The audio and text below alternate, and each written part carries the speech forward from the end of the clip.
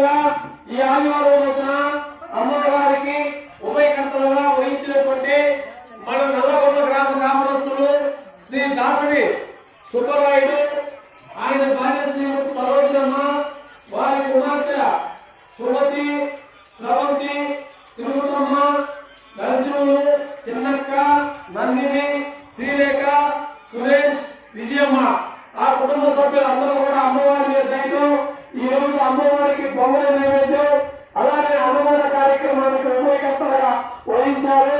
కాబట్టి ఆ నల్లగొండ గ్రామ కార్పొరేషన్ కుటుంబాలందరూ కూడా ఆ గంగమ్మ తల్లి, నాగార్పమ్మ తల్లి, అంకాలమ్మ తల్లి, పోలేరమ్మ తల్లి, పతీతమ్మ తల్లి, రేణుగా ఎల్లమ్మ తల్లి, పోతురాజు దీవులు మెండుగా ఉండాలని, ఆ కుటుంబాలు ఆయుర ఆరోగ్యాలు, అష్టైశ్వర్యాలు, సుఖ సంతోషాలు, భోగ భాగ్యాలతో విరాజిల్లాలని ఆ